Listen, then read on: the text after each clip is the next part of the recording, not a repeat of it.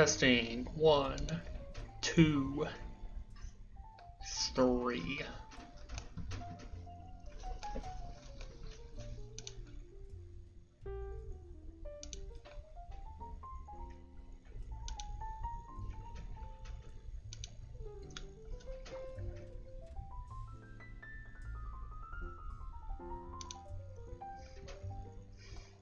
So I'm not quite sure what you're referring to.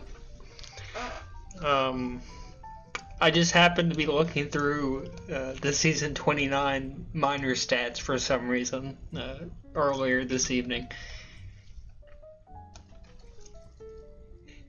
and just took a screenshot of the top 5 teenish players. That's all I did. Thought that'd be good history for people. Really no intent behind that at all.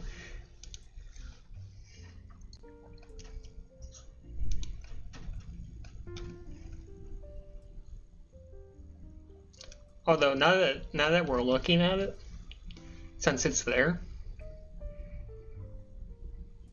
I mean, Trigger, pretty good season.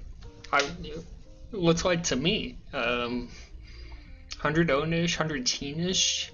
And in 200 minutes, it's not really all that horrible, minutes-wise.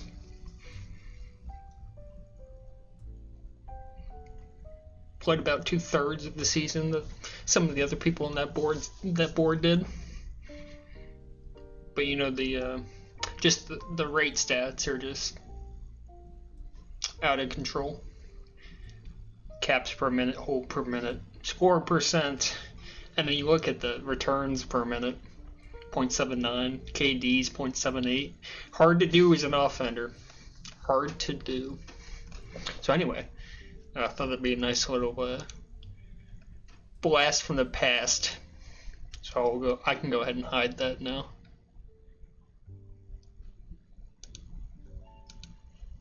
He only won because he was on my team, though. That's the only reason he won that award.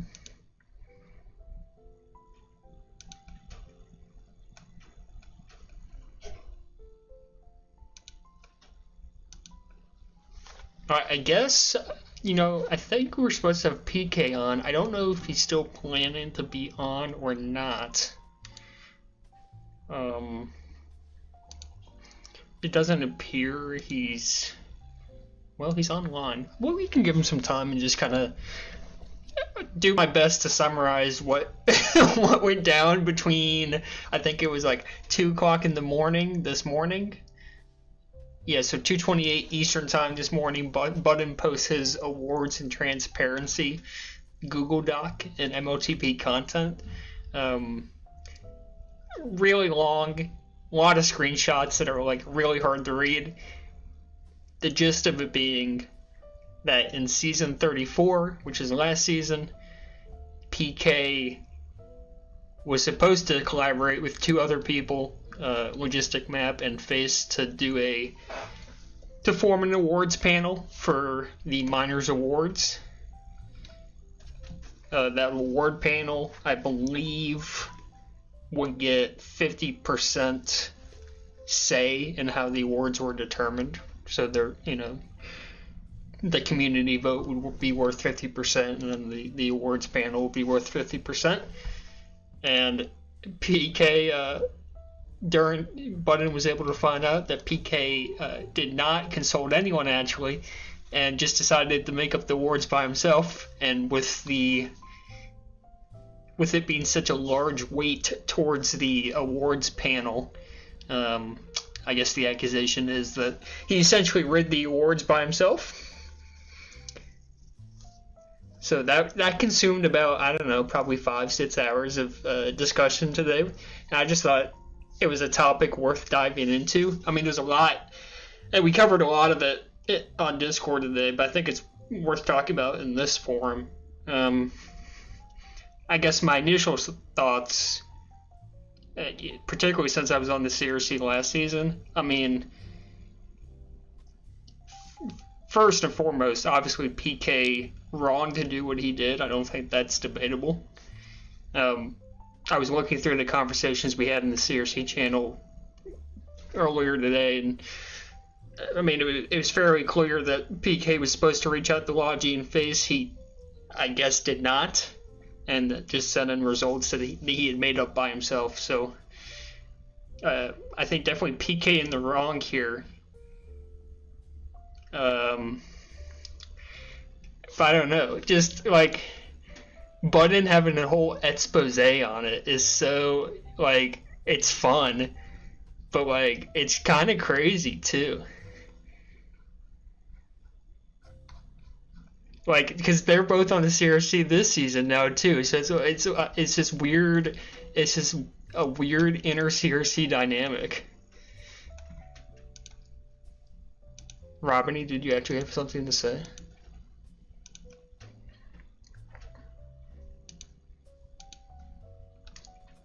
I'll put the link actually to the doc in Twitch chat here in case you guys want to peruse through it.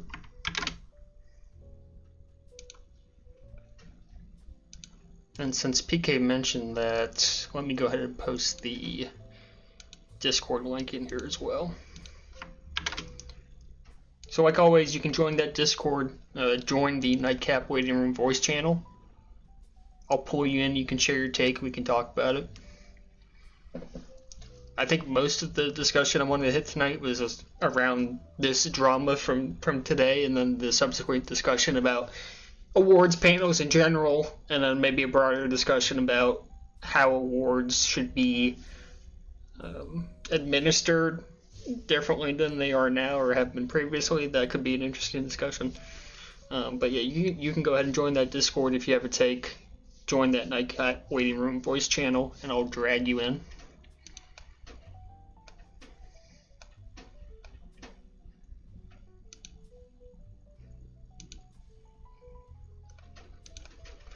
I mean, the whole thing is so,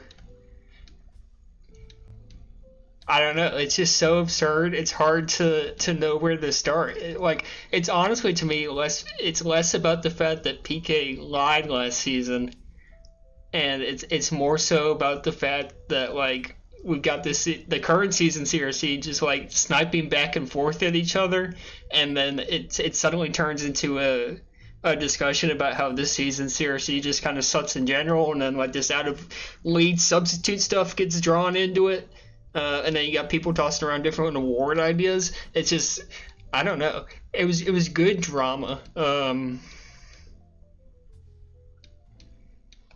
I guess PK, if you want to hop in now, I would be curious to get your take off the bat if you're around.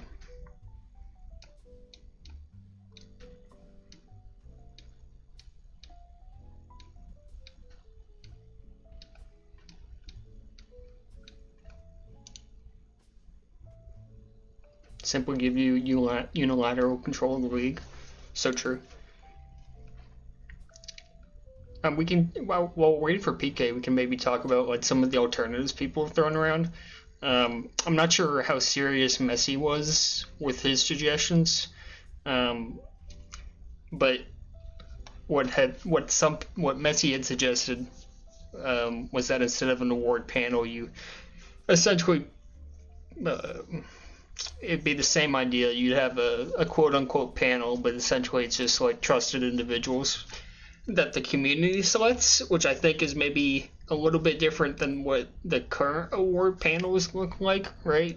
Oh, hold on, there's PK. This will be much more interesting. Hey, PK, what's going on? Hey, how's it going? Not too bad. Twitch stream. All good. So yeah, I guess hard to summarize maybe all that's gone on in Major's discussion today, but kind of give me your view on what went down and I guess the subsequent fallout. Yeah, I guess I have a lot. I will, but before I like make jokes and stuff, I guess I'll start with an apology to the people I misled, which I actually gave to Button and the rest of the CRC before he wrote the doc, but that does include you, Anka, since you're on the CRC, so I am sorry for misleading you guys. Appreciate that. Do want to be clear that it wasn't out of maliciousness or a desire to control the results. If it was, I wouldn't have tried to pass the panel off to Goat. If I was rigging it, I don't know if you can hear my dog, who is having a great time yelling in the hallway. If I was rigging it, as I said in Discord, I can assure you that Spheroid would not have gotten a damn thing. So, yeah.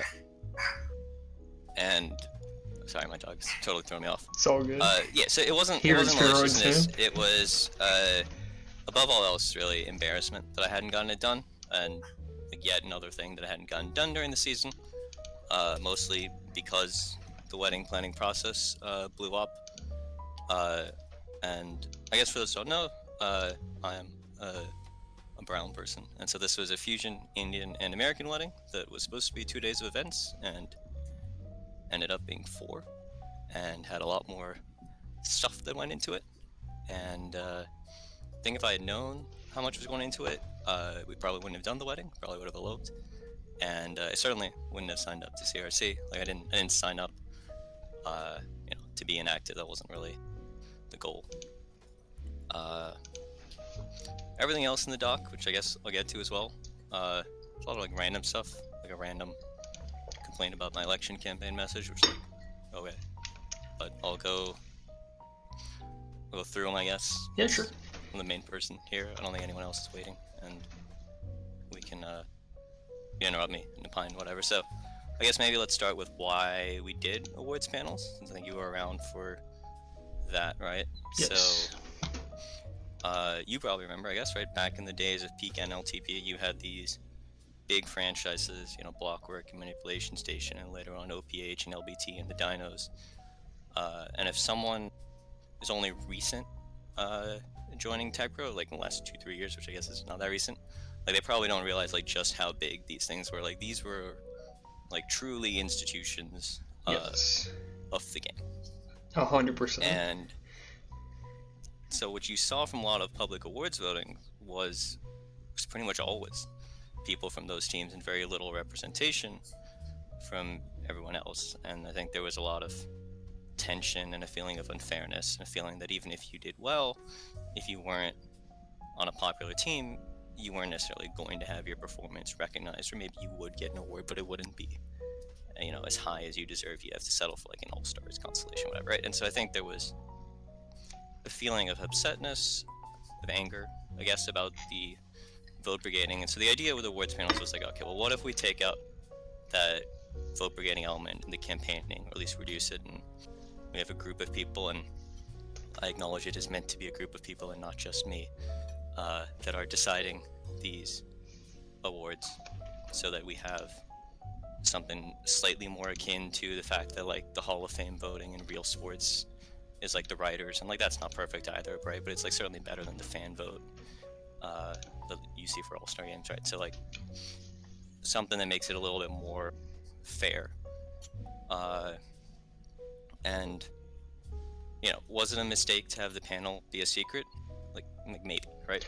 Well, can I clarify something there? And I know I was a part of this last season, so certainly I share the blame here. But like the idea of an awards panel, like you were saying, season 34 is not the first time the CRC's used an awards panel to help conduct the award process, and I don't know that they were ever publicly announced, but I wouldn't say we were trying to hide anything. I don't think that's a fair characterization of it. And maybe you disagree with me, but I was never out there denying the existence of some awards panel. That's fair. I think I would say, like, I never sort of, like, publicly acknowledged it, but I just sort of, like I don't know. Like, it wasn't like the NLTP draft where we, like, insisted it was, like, live. And, like obviously Right. it wasn't. Like, it wasn't necessarily an outright lie. I think I never intended on disclosing the panel members, because I didn't want I wanted people to be able to vote the way that they thought was best without feeling like they'd be harassed afterwards. But it wasn't like, it wasn't meant to be like a state secret. Sure. But perhaps we could have been more public and open about it, and maybe people would have understood. Maybe that was a misjudgment. I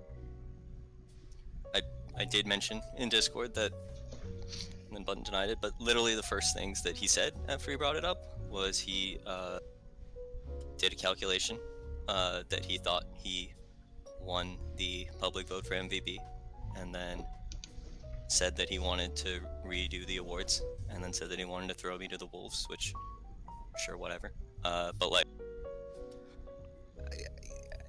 you know, and like part of why we didn't come up with an announcement was like the accusation that's being made is like we're doing this to help the CRC, like the panel, which is not really true. And then you have Button like explicitly trying to reopen the voting where he thinks he benefits, like, and then like you do it for one tier in one season, or you doing it for every tier in every season, and then he started a vote to release the public results, which didn't, I mean, really just sat there without people voting on it, and that's when he's like, all right, I'll do it myself, and just sort of decided to not mention that he stood to benefit from what he was trying to do. But yeah, that's fine. Let me jump in quickly. I would just say I posted this info sometime today. At one point last season, the question someone had asked had us poet whether the award panel's votes were significantly different from the popular vote, because the award winners looked so similar to the panel votes. And Poet's response was, for the most part, the award panel votes lined up with the public vote. So I would just say, maybe in reference to the last season, when Bud is talking about reopening the match to popular vote, I'm not quite sure how much of a difference that would make, I guess, or even be worth doing. Yeah, I don't know. And again, while it obviously shouldn't have been just me, I did take it seriously. Like, I didn't try to just, like, wasn't picking people at random. Again, wouldn't have been screwed if I was. So what else did he include? Like, there was like so many things in that doc. Low-hanging fruit. I actually didn't know that I was going on my honeymoon when I ran. We were waiting for airline rewards deals to hit, so we actually booked our tickets there without knowing that we were going to return. And so we were like, well, we might have to cancel this whole thing. And then, so by the time I signed up, I knew. So that's where I put the availability. But not when I was running for election. And what else? I don't really think I'm particularly AFK this season. It's just that, like, a few seasons ago, it was like Cheese and Poet and I were doing literally everything. No offense to you being on it seriously with me. I know you did stuff as well, but you know, now like Freak does Info Hub stuff and some Tag Pro League, and Bun did a lot of free agency stuff. So I'm not like disputing that. Like, I'm not saying that like no one else did work, but like I think the idea that I wasn't doing anything is more a pre-election narrative than actual reality, which is what I think is true for the rest of the doc. Which, like, look, you and I, like, obviously we serve together and like to think we're friends, but like we don't always agree on everything, yeah, which is fine, and sometimes we strongly disagree, which is fine. But if I came to you after the season and I was like, here's a list of every disagreement we had and I'm still mad at you about it, you'd probably be like, what the hell is wrong with you? Like at some point it's time to like move on. I would agree with that, yeah. So I mean, I don't know, if you want me to shut up, I can shut up. Or if you want me to keep talking, you can talk. No, I guess you mentioned the election thing a couple of times. I think that's an interesting take on it. When I first read the thing, I know Button had aired some thoughts about how the CRC needs to operate. I didn't take that as hey, elect me for season 36. Maybe I'm naive for that, but that's not how I read it. So I'm curious why you come to that conclusion. I don't know. Maybe I'm too DC brained, but that's like, I don't know. Like I viewed it as a campaign piece against me for the next election, and Spheroid immediately jumped on it, and we all sort of know how he feels about me, which is like, it's fine. Not everyone's gonna. I try not to be hated by everyone, but not everyone is going to love me, which is fine. Let me Yeah. ask. No, Sorry go to ahead. interrupt. Go ahead. Russ had an interesting question in chat, and maybe you don't remember the answer to this. Um, but do you remember what your picks were for season 34 on your solo panel effort? Uh, I mean, I can look them up, but I don't His remember off the question top. was why why did you pick TNT over Button for MVP and DBOS? Is anything ringing your memory there?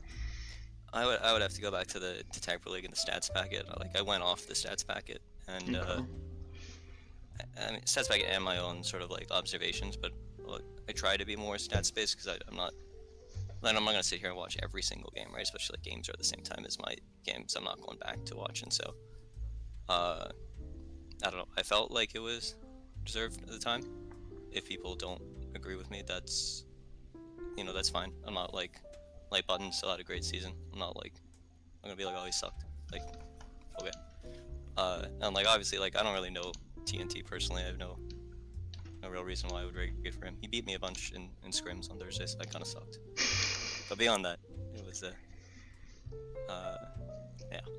So to the end, and aside from the doing it yourself thing, I completely understand the fact that really anyone you pick for a panel, they're not going to watch every game. There's going to be a little bit of just relying on stats, um, even if they are a little bit more involved than maybe you were as far as following the league. But I guess, what's your ideal panel member look like, since we're kind of on that topic? I mean, there's a reason we kept going to you for panels, right? Well, Like, you want someone who's paying it. Like the ideal panel member, right, is someone who like is not involved in the league but like pays close attention to it. But like that person doesn't really exist in Tag Pro, right? At Waterwheel, it's you, it's Waterwheel, it's Big Bad, it's like the same people out constantly, right? yeah. But like so what you're ultimately left with is like who pays attention to the league, like knows the players, isn't solely just like sorting by T-gas per O-gas, and can set aside their biases, right? Because you can't realistically always get someone who like isn't a player, right? So like the logic behind someone like myself for Code was that yeah, we both played in minors last season on the same team. We were at the bottom of the board and not even eligible for any awards, so like we were familiar, but like wasn't even possible to vote for ourselves. Yeah, and that was, I know, well, at least from what I remember when we were initially discussing who to include on that, that was really the main reasoning behind putting you in there instead of someone like me, simply because I was involved with a team that was going to the postseason. I think we ended up as the first or second seed, whatever it was. So I'm with you. I think it's impossible to find someone to participate in these sorts of things that aren't in some way involved in the tier that they'll be voting on. So it's a little bit of a challenge. Yeah, and I should have said like no, I can't do this. I thought I'd be able to sneak it in, and then things blew up on us, and that was a bad judgment call to even think that I would have time. Do you think the response that it generated, like, yes, it was wrong. I'm shocked at how fervent the response has been. I guess is the word I'm looking for. Does it surprise you? I don't know, not really. I mean, like, I don't blame people for caring. Like, Mm-hmm. I don't know. It's not something I'm like I'm not proud, and I'm not like so like oh, I'm gonna like do it again or whatever. It's probably not the worst thing I've done as a commissioner. No, I can't imagine. So, like I don't blame people for caring. I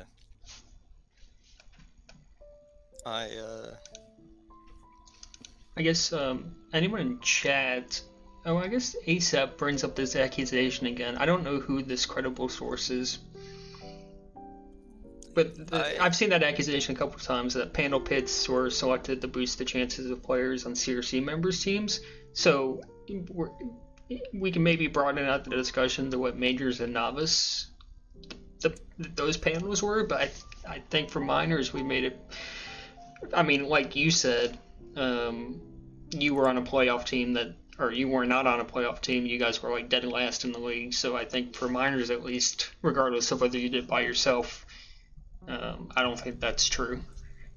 I mean, for majors or novice, maybe someone else had that in mind. Like, I was not affiliated with any of the teams. I did not give a shit who won the awards of majors or novice. Like, I went by people that I thought would be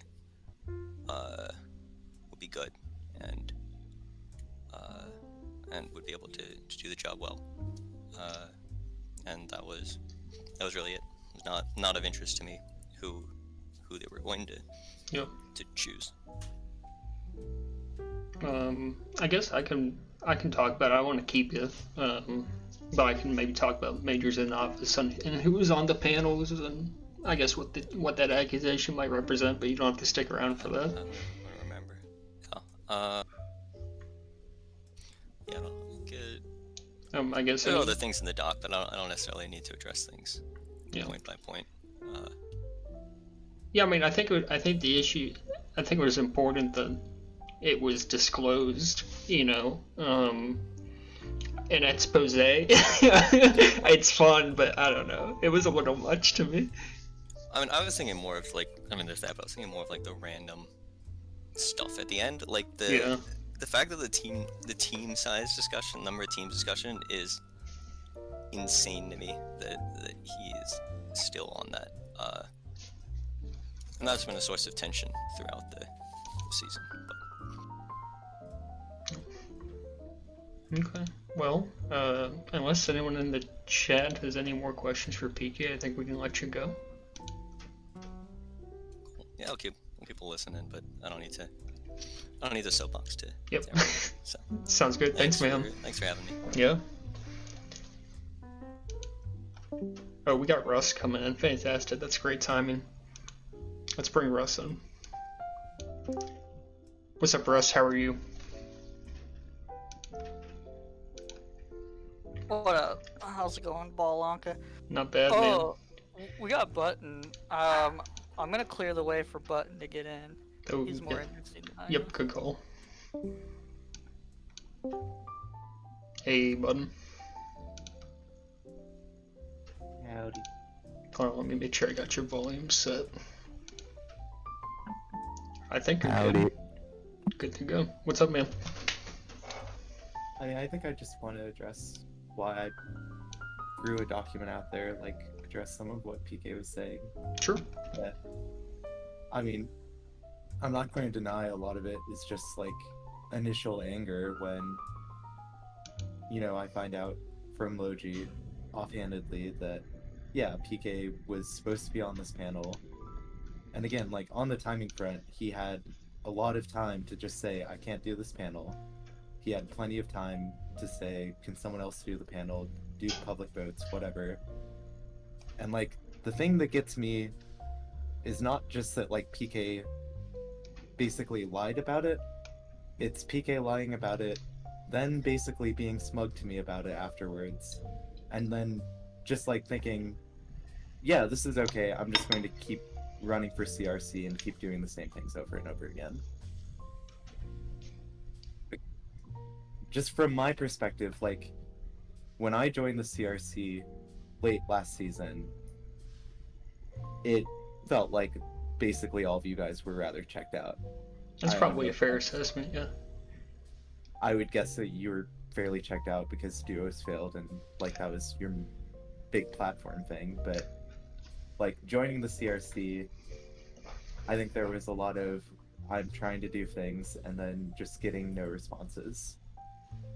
And then I think the frustrating thing for me was like the same PK signing up again this season and what felt like him doing the same thing where he's not active last season, he comes back on this season and is again just like not active for a good part of the season.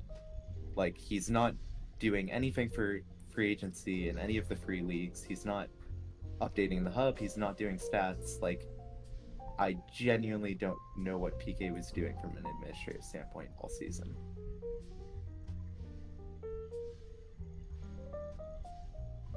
So I mean, I think I definitely was in the wrong to say, like, let's go back and change the awards. I was mad at the moment, and to be clear, I was not the one who originally suggested, like, redoing the votes, but I was on board with it at the time. But I think that's a bad precedent to set up, and, like, reflecting on it, it's pretty obvious that, yeah, you should not just go back and change the awards. But at the same time, like, the reason I think I care about this is more just the principle of, like, PK is lying to us about it and then just running for CRC again. Yeah, it's and I understand that reaction too. It's I actually go back to something PK said like 5 minutes ago. It's like he doesn't blame people for caring. And like it's hard, I think, and this is maybe more of a general comment, but it's hard to find people who are willing to be involved and care. Like I know that sounds kind of silly, but it's like it applies to CRC too. Like it's hard to find 5 people who are eager and willing to put in a lot of effort over a 2.5 3 month process. It's hard to find 5 people who do that, and then when you compound it with, like you're saying, lying to the public. I mean, that's essentially what was done. I can understand why it causes such a strong reaction, right? Right. And I mean, I think there's definitely compounded frustration for me We over gotta hear just about other. this. Go from idea to Like, illustration faster. Obviously, this With has not been a great season for the CRC. There's been a number of what I would just say are mistakes on our end that compounded and resulted in more complicated situations. And, like, I don't think the management was good of a lot of those. And I also feel like PK did absolutely nothing to help with any of those. I definitely understand that there's always going to be a problem with finding good qualified members. And to PK's point about like this seeming like an election point for me next season, that's not accurate in that it's about me wanting to run for CRC. I would say it's more about I'm just going to be honest, like these are the decisions that the current CRC has made and why, like, honestly, I don't think PK should be elected again.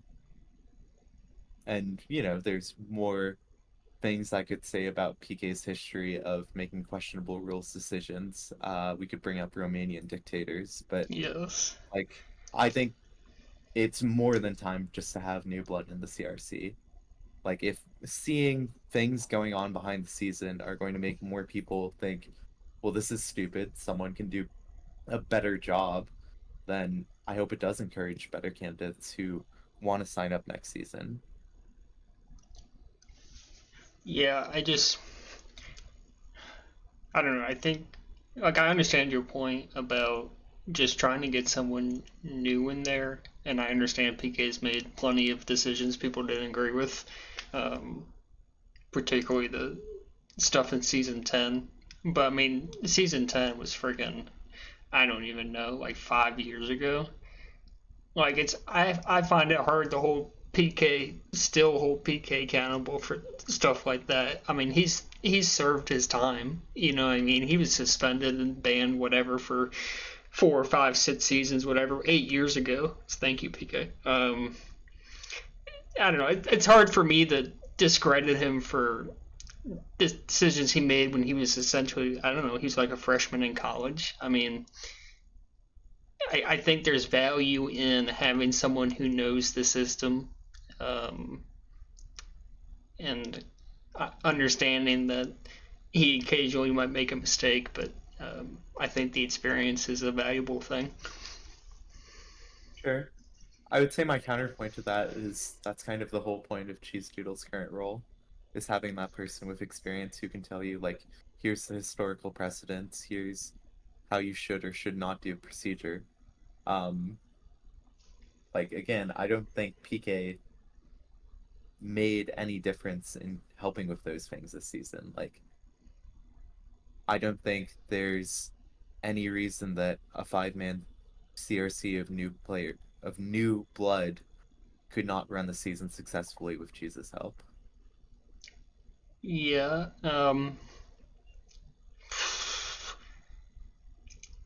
I think I'm going to push back on that a little. We had, I mean, to your point, you noticed how, I guess, inactive people were at the end of the last season when you joined. I mean, we were all fairly active to start this season, and we had some experienced members in PK and Nameless.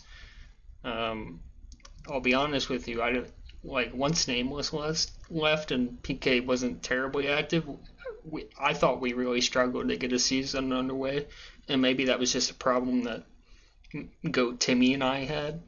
But I don't know that I agree that just 5 new people can get a season running and get it running well. I think it's important to have someone who's done it before, regardless of whether cheese is there or not. I would be curious. Do you think 5 is too many? I've heard some Absolutely. discussion of 3 come back up. That's kind of where my preference is. I think that's definitely like where my preference is at. That if you can't field 5 good candidates and you're going to constantly run into a situation where like you have 5 people on a committee, but you have 2 people just consistently like not voting or not pushing anything forward. Like if you've got 2 freeloaders basically, then to me the solution is just drop down to 3 members. Yeah, that's kind of where I'm at. I mean, especially one of the reasons, not the sole reason, but one of the reasons I applied for CRC for season 34 was just because the applicant pool wasn't any good, like to me. And I felt like even with the limited time I felt like I could contribute, I felt like I was a better option than some of the other candidates. I mean, I think we're at a point where no one really wants to do the job, and we're almost forced to go down to 3. Yeah. But I guess that's a vote for you guys at the end of the season.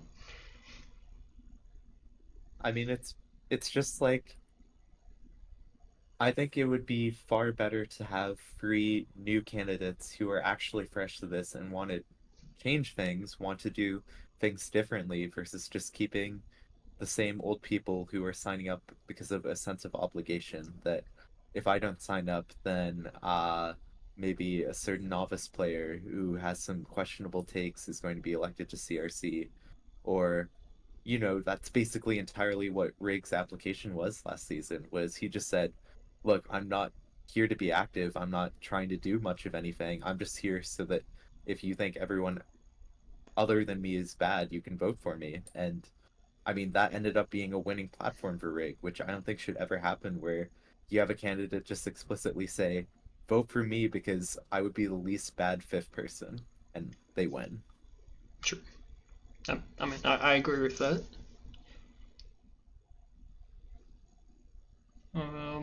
Let's see, anything in chat that's worth addressing here?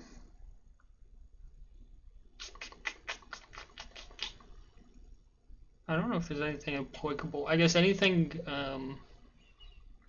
about the season 35 CRC, or I guess maybe any other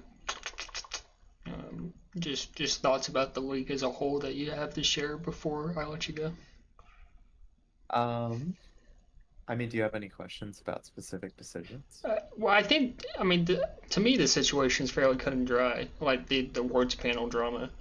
I guess, like, Yeah, I think we can acknowledge whole PK lied season. about it. I think we can acknowledge that the community's right to be upset about it. I was surprised at how upset people got, and maybe I'm just a little jaded at this point. But it was a big drama point, so I wanted to have you guys on and just give your take on it. Right. I mean, I'm thinking more whole season. Like, there's the Griff situation. Yeah, I mean, if you want to get into out of league stuff, we can. I guess the one that really caught my attention, and this might not be the one people care about, the CT Crunch situation was odd to me. Right.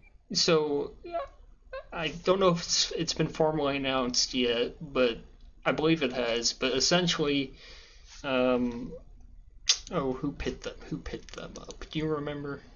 It's Nquay and NOPH both wanted to get CT Crunch That's as right. an OOL because they were GI dropping Ghost and Ted respectively. Yeah. So the situation as I know it, Ghost had a change in his employment situation, and Kay knew that some amount of time in advance.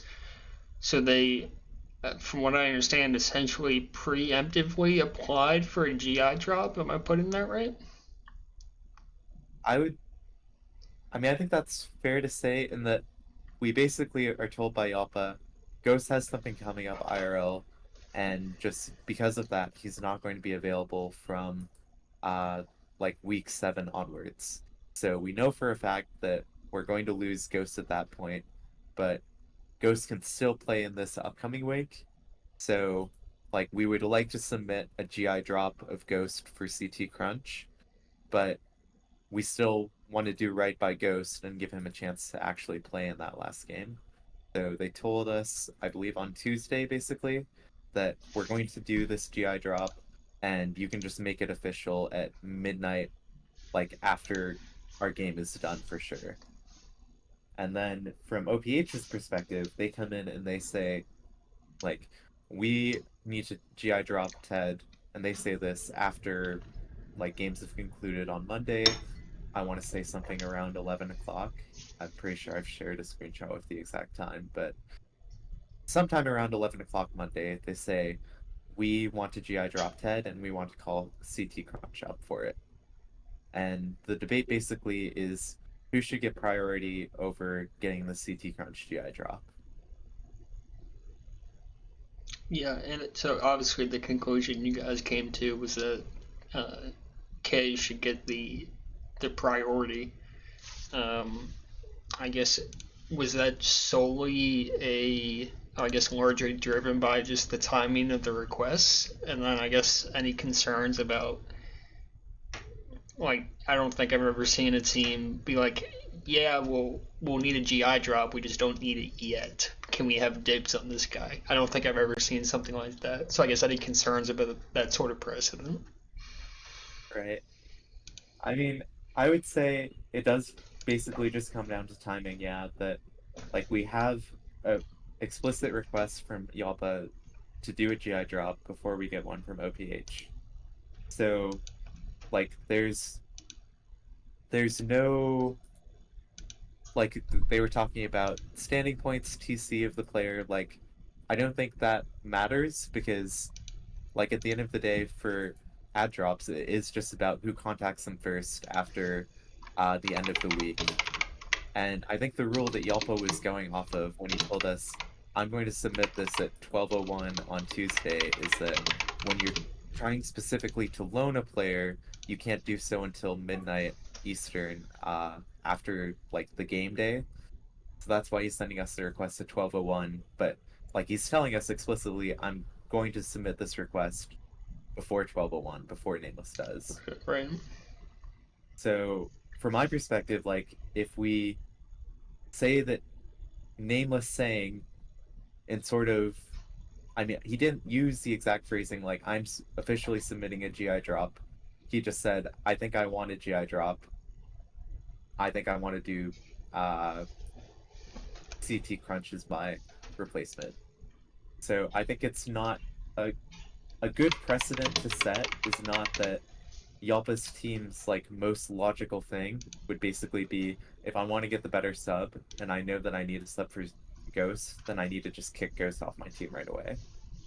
I think that's like a shitty precedent that if Ghost is still there for a week and is still willing to play, then we shouldn't be taking away the opportunity like for him to play because that's the smartest thing to do for his team basically. Yeah, it's just weird because of the pre knowledge of the GI. Like that's the thing that makes it weird to me. I actually think for I don't know how upset Nameless actually was. I think you guys actually handled that how I probably would have handled it. I think I don't know. I think Yelpa did the right thing in reaching out and informing you guys of what this situation was, and then when and like you said, at that point it almost becomes a timing thing, right? Like they know they will need a drop, and I guess I mean you're past the ad drop deadline. I guess what you could have done is forced Yelp with the loan players for the rest of the season, essentially, because he'd be missing the last week of the season, and then in playoffs loans are unlimited. Um, but if they know Ghost is going to be gone for the rest of the season, I mean it is a GI drop. It's just kind of funky. I think you guys actually handled that how I would have handled it. So. I mean, I would say the original plan was to just like not do the GI drops, and the only reason like we actually bothered with dropping people and putting them on rosters was because you had two teams going for the same person. Like if they were to have requested different people, we would have just said, well, you can load them for week 7, and then there's no limit for playoffs. You don't actually need to drop a player. Right. Well, man, I want to talk about the other out of league subs, but I do have Russ and Yelba waiting. So let me move on to them, and then I'll try to circle back to the other out of league stuff. And maybe if you're still around and want to talk, we can. Yeah, I'm happy to give any details about it. I'm happy to share screenshots if that's what people want. I think spicy. The point of the CRC is to be transparent. Like, if there's something someone is saying in CRC chat that they're not willing to have shared, like, I think that's a problem. We're an elected body, we're supposed to be there to enact the will of what the players want, basically, right? Like, we should be fully transparent. So, if you have any questions, I'll be around. All right, thank you, buddy. Let's get Russ in here since he was in here first. Russ, I know there was a long time. I apologize. I hope you're still with us.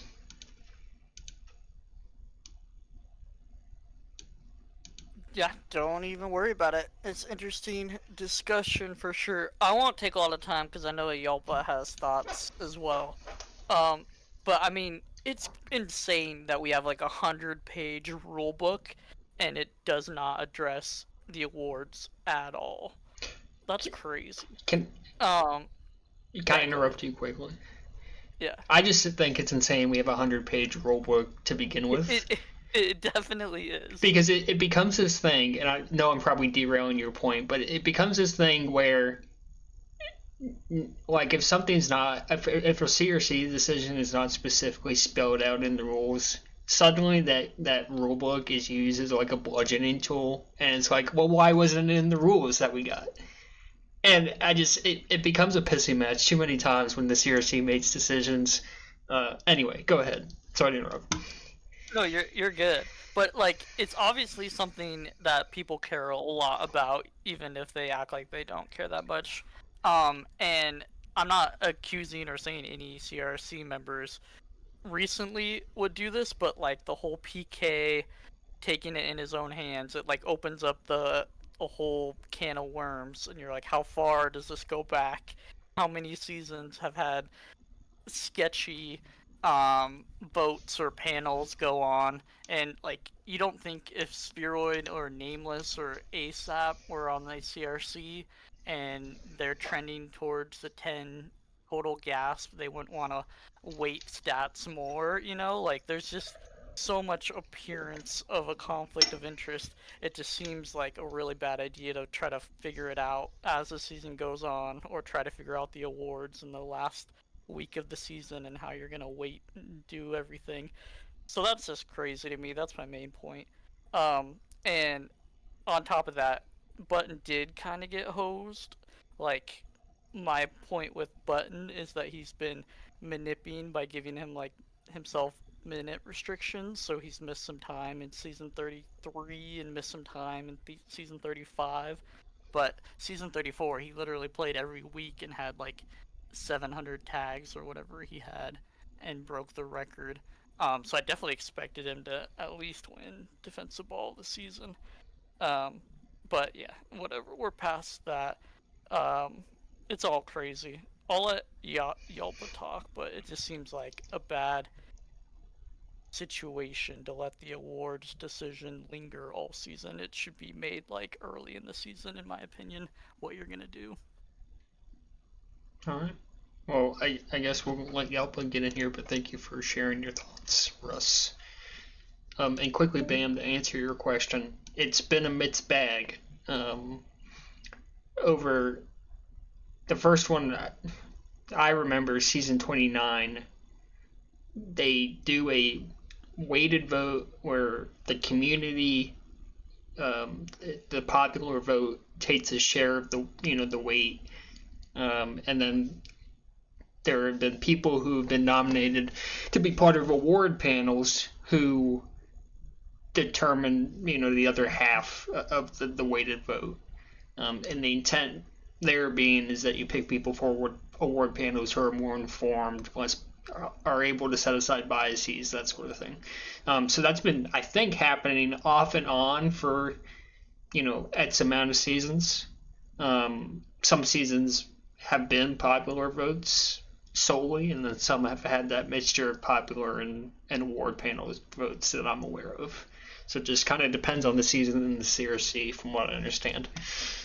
Okay, then with that said, let's get Yelpa in. Oh, sorry to make you wait, Yelpa. Can you hear me okay? You cannot hear me because I am muted. I got you now. No, it was okay. You could have let Russ and Button take some more time because I know. Oh my goodness, I have a lot to say right now. Tell me. All right, so I got to frame all of this, which is going to take another 20 to 30 hours. Bear with me.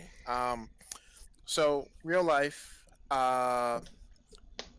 Long story short, there is a national referee committee for the sport that I play, and all of the members of this committee had effectively resigned as of the first of this month. Oh. So the National Federation had to hold elections, open elections, because they weren't sure of the candidacy, they weren't sure of the referee pool.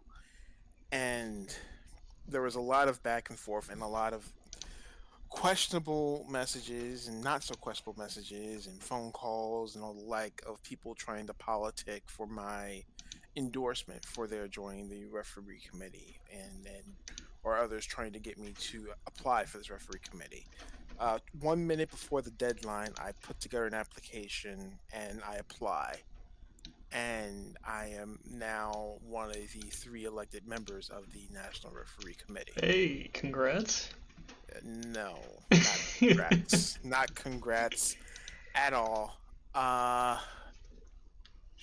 Over the next couple of days, we're going to have a bunch of meetings to figure so that everyone is on the same page as to what the committee's rights and duties are under the banner of the United States Olympic and Paralympic Committee, because the USOPC runs things a little differently than, say,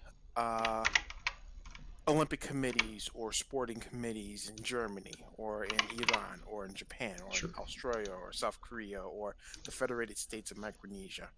Point is, there is a lot of discussion, whether it's warranted or not, about transparency, and a lot of discussion about what roles this committee will actually play in the current political environment going on in the sport. I do not care for any of that. My sole focus in being on this committee is to interview every single person that is a referee, that is a timekeeper, a scorekeeper, a delegate, find out what they want to become, what goals they want to achieve, write down a plan for those goals, and set up consistent feedback loops at every event possible so that everyone's getting the feedback they need to know what they have to do to progress towards whatever goal they want to be. Whether it's trying to make the Olympics, I shouldn't say it like that, trying to make the Olympics, which is not going to happen, or it's becoming an international referee, which could happen, or if it's becoming a technical delegate and being involved in that sort of thing, or becoming a continental level delegate, or just I want to actually referee matches in my city more often. That's what I want to to bring out and quantify and write down and have available so that whomever comes in after me can look at all of this stuff and have a basis on which to make an informed, rational set of decisions, and et cetera, et cetera, et cetera. Why is this relevant? Why am I telling you all of this? I'm telling you all of this because, oh boy, my first time on the CRC, and I've gone over this on the stream before.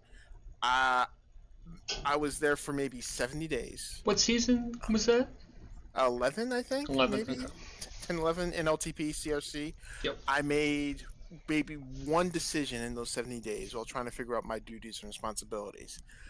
PK had already been removed from the CRC because of that whole Chuck Esker thing, Yep. and he was still hanging around in the CRC group me.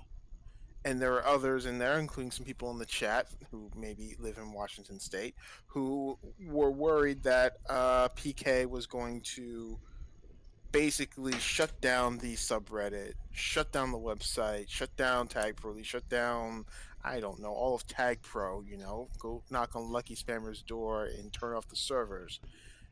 And basically, they use my trying to adjudicate on this situation with PK and his continued presence in the CRC GroupMe as a pretense to kick him out of the GroupMe.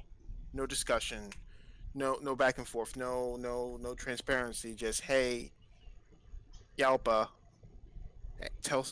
Yalpa, you just told PK to leave the group while we discuss this. We're not discussing this. He's gone. Yippee. Doesn't sit right with me. Doesn't sit right with me. The word thing doesn't sit right with Button. That's fine. The CT Crunch decision doesn't sit right with Nameless. He knows. He's been back on the other side of the fence before. He's been there. It doesn't sit right that it was a 3-2 vote, and that voting seemed to be along lines where there has been some public division between CRC members. You can go to Griff in that decision. We don't know the votes for that, but you can say, hey, something seems off here with this CRC. And you can keep going back and back and back. Don't even get started on the boom shot headshot. That is just, oh my lord, it's in heaven. It's just, there's just a lot there. And the one thing I'm noticing here is that it doesn't really seem like the CRC, and maybe PK and Button and Timmy can chime in on this. It doesn't seem like you're on the same page publicly, and it doesn't seem like you're on the same page privately. You've been there have been multiple times where a CRC member has talked about another CRC member in a public chat, and it doesn't present any sense of teamwork. There seems to be something manifesting behind the scenes that maybe we don't even know about, that goes beyond PK versus Button and this awards thing. I think that's just a symptom of what's going on back there, and I don't think you can resolve it with the way this is gone, because once it's public, and I know this because that's how everyone in my sport resigned from the referee committee, because their divisions became public. We had referees overruling other referees' nominations and decisions, and shutting out other referees in training from getting their certification. It's not effective. It's what it is. And going back to 3 people doesn't necessarily increase its effectiveness here, because we're not dealing with a situation where maybe people are just hanging on. We're dealing with a situation where potentially the entire set of conversations are being derailed by whatever is causing this division, and it's spilling out to the public. It's spilling out to the public Discord channels and in conversations and in everything that's being done. There's this air of disharmony. Going back to 3 CRC members, I can't see helping that, because I was there the second time I was on the CRC when we had 3 CRC members the season before, and what I remember is a lot of accusations against Spearoid for conspiring against other GMs, 4:45 a.m. CRC meetings, decisions that benefited Spearoid and only Spearoid's team and not others, and other CRC members that season being very unhappy, very frustrated, and being left out of things. Like having numbers isn't a bad thing, even if they're just there to be representative. At least they can be representative. They can maybe try to create a harmonious situation. So if you have a situation where you have a division like this, you've got that one person who can step in and say, hey, shut the fuck up, sit the fuck down, close the fucking door, get some fucking ice cream, let's work this the fuck out. And I guess that's not happening because we're here. How you doing, Anka? I'm How well. you doing? You I well? actually thank you, and I appreciate the long diatribe. I enjoyed that. The one thing you thought, I thought you put in the words that I've kind of been feeling, but maybe not thinking so clearly. The idea of teamwork within really any team or committee or leadership position, whatever. Um, it it sparks a memory from my first term as a CRC member back in season 16. I was arguing with D Star about um, the implementation of essentially what turned into dual eligible players. It was the first time we'd done it, and we were arguing back and forth about whether Taco Ball should be allowed to play in both minors and majors, and he was using some choice language I didn't like. And at the end of that conversation, I was like, we're on this leadership team together. We can't have infighting to the degree where it becomes personal. It's about teamwork. It's about presenting as a team to, I guess, the community as a whole. And I think your point's well taken. When you have individual members, I mean, they're essentially, I can't find the word right now, undermining other members in public, essentially, is the way I would describe it. I think that undermines maybe confidence in the institution as a whole, right? So I think that's a really interesting point that you made. So I appreciate that. Yeah, like that's why I think I don't. I actually I can't speak for you, but for me, I mean that's what I gained from playing sports in my youth. That's what I gained from playing sports in my high school. It's not the aspect of being an athlete and being scouted and recruited or what have you. It's learning to play as a function of a team.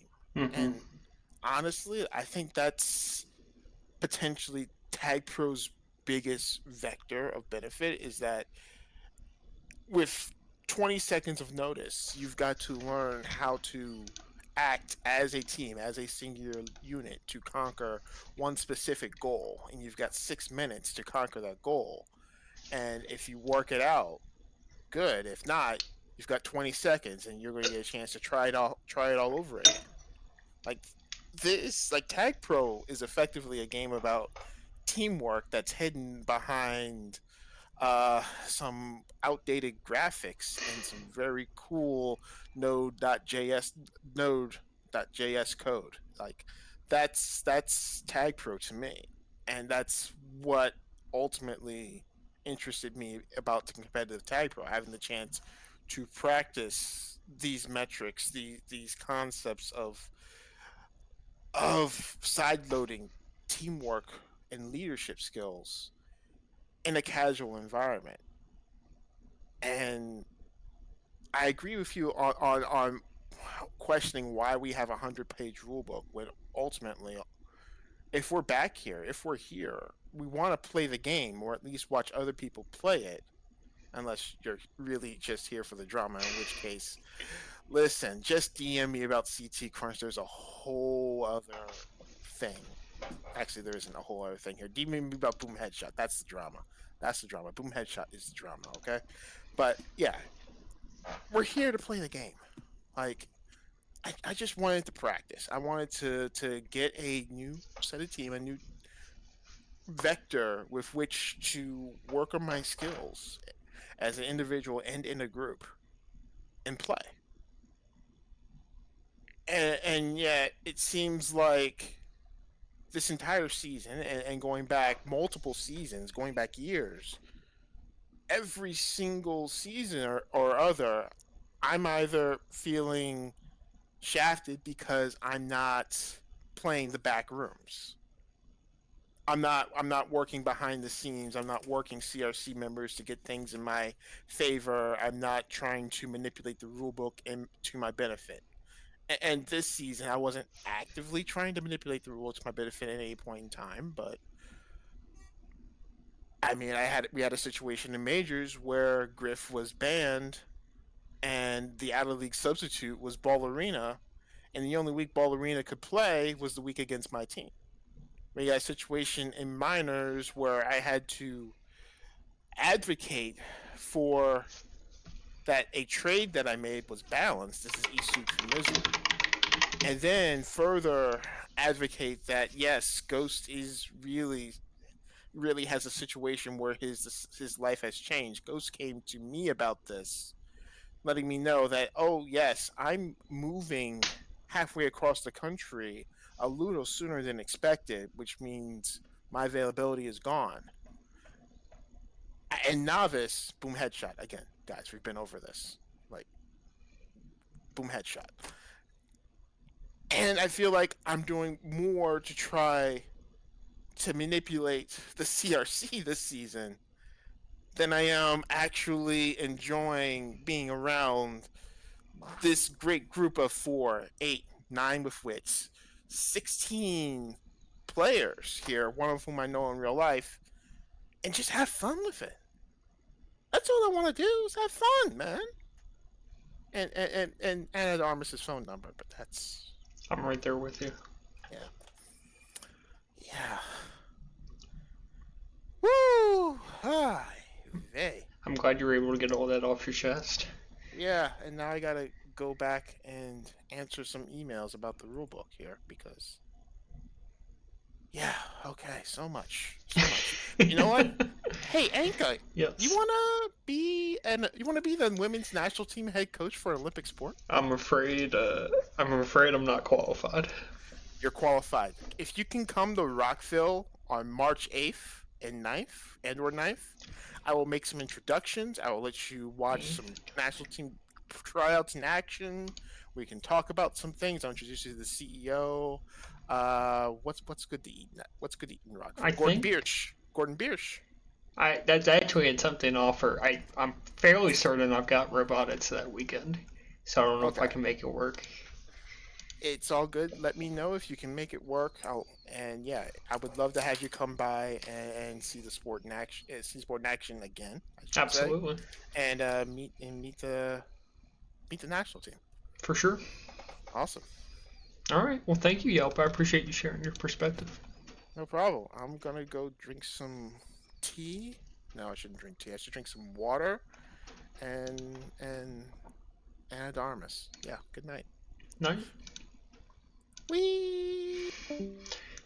All right. Well, I was supposed to. Well, I say supposed to. I titled the stream Week 7 preview. I don't think I'm gonna get there, so I apologize if you wanted a Miners Week 7 preview. Cell, I don't know if I agree with your take, but I also don't know how Misery's been playing since he's been traded. I know Big Bad's team has essentially crumbled, for lack of a better word. They've had a tough stretch of it, from what I understand. I haven't really been able to follow how Misery's done. I don't know if I would call that super unbalanced. Okay, so he's on the Yelp's team. That's right. But I don't think Rust for P wins was unbalanced either. So maybe it's a moot point, but or maybe not unbalanced, but significantly unbalanced, I guess. I don't know if I've got much more to say about CRC related stuff this season. I know Yelp kind of touched on the Griff situation a little bit. The other Adelaide stuff, I don't know. I'm not sure I'm qualified to talk about it. to Yelpa's point, there seems to be some inconsistency in the process, and why that is, I don't know if I feel like getting into it. Big Bad just decided to make his team 4-0 for kits. I mean, it's hard to blame him. I think he thought Selfie could play defense at a fairly high level in minors, which I don't think is the worst take in the world. It just ended up not working out at all, which happens. We can run through quickly. I actually thought, Robiny, if you're still on, I thought you did a really nice job kind of summarizing the playoff picture going into week 7.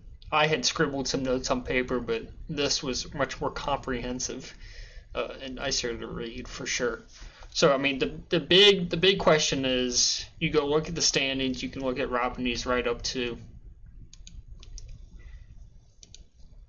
So coming into week 7, you've got, I don't know, call it 5 6 teams from 4 to 9, we'll call it, maybe 3 to 9. Yeah, 3 to 9. So 7 teams that are all within 7 points of one another. One of those teams is going to miss the playoffs. When I did my just my chicken scratch, I had Yelpa's team missing the playoffs by 8 points, just based on how I thought those series were going to go. Like I said, Robiny did a nice job just detailing the matchups. So the big games this upcoming week, you've got OPH playing Boostin' Ball Acutas. OPH, by the way, so we talked about them not getting CT Crunch. They pick up Sweaty Pete, who, by the way, that's a great ad. I mean, let's just say that. Like, I'm sure CT Crunch is great, and there's a reason they wanted him, but Sweaty Pete is not a bad consolation. I mean, he's a good player. He's won a Mooper Ball. They'll be glad to have him, I'm sure. So they have a chance to potentially secure a playoff spot against BBS, who's currently the 7th seed. So they'll be in danger of missing the playoffs if they don't get some points here. Number 8, Glucose Spike. They'll play the Big Bad Balls. So that's an opportunity to get a bunch of points and secure their spot. And then we'll see if BBB's team can play Spoiler. And then I believe the last big matchup here, you'll have Yelpa's team playing Imagine Lagons. Those are the 5 and the 6 seeds. So if that result ends up being lopsided, one of them could end up missing playoffs. So this is going to be an interesting finale. And if these series start getting, if they go 9 points to 6 points or 10 points to 5 points, depending on who's on the receiving end, we can get some funky playoff scenarios, and a team that maybe was 4th or 5th coming into week 7, they end up 9th and they end up missing. So it's gonna be interesting to look to watch this week. It's gonna be a good race. And gosh, I think I'm probably gonna end the stream here, to be honest with you. I don't have much more to add about week 7. It's gonna be, I agree, Russ. It's gonna be good to watch. I guess I can just read off my predictions if I can find them. That might be more difficult.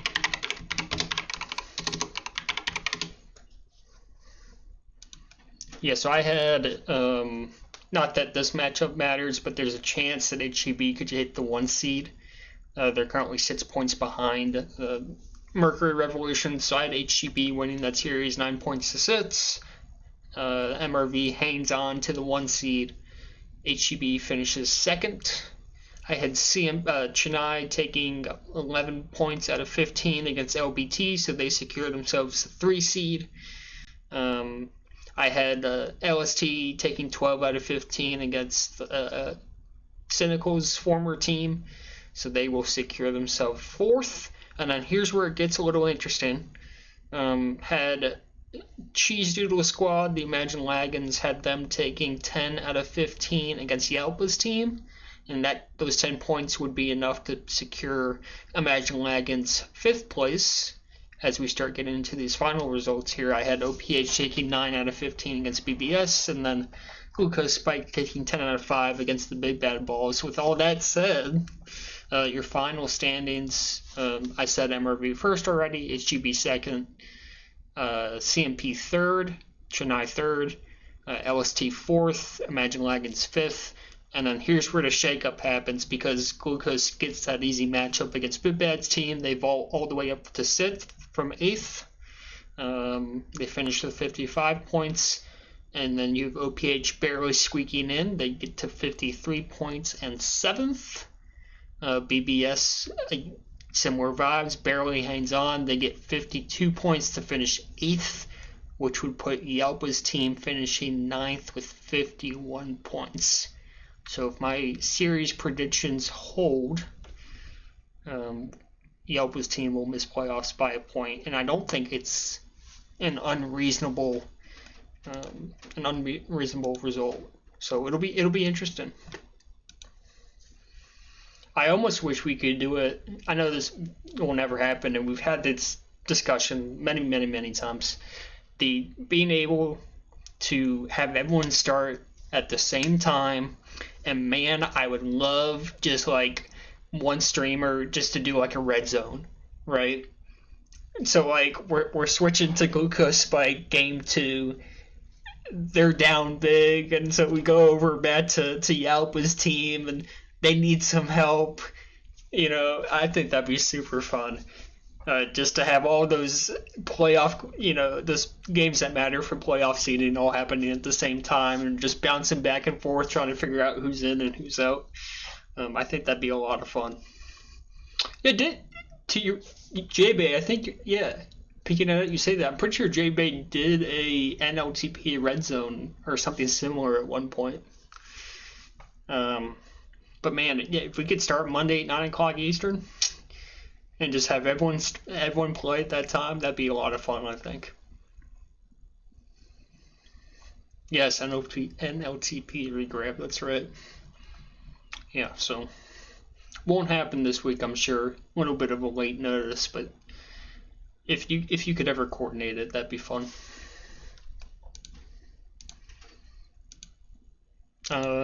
Jutester, I said I talked to Jutester after the tourney tonight.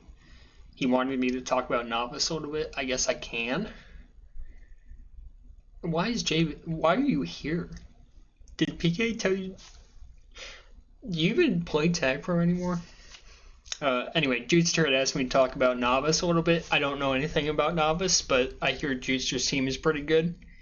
I did see some discussion from G-Man that we may be getting another Hyperball, so that'd be something to look forward to. Sounds like that would involve G-Man and Jutester and a couple others. So I guess maybe stay tuned for that. That'd be fun.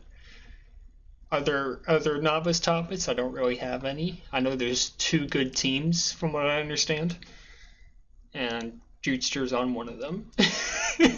So, oh man. So that's really all I've got for Novice, to be honest with you. Okay. Wait, I mean, that's really all I got. I think we covered all the CRC stuff we possibly could have.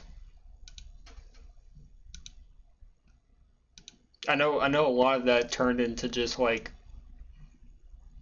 general discussion about Tag Pro involvement, more so than strictly CRC decisions and the awards panel controversy that we had. But I think it was a good discussion.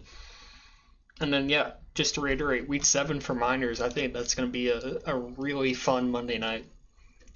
Really, really fun. I mean, you got, like I said, you got 7 teams, all close together in the standings. One of them is going to miss, so I'm really looking forward to that. All right.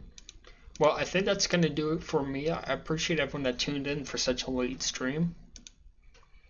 And I guess we'll see if we do another Nightcap this season. I'm not sure. More drama, and we'll definitely do one. So we will see you next time.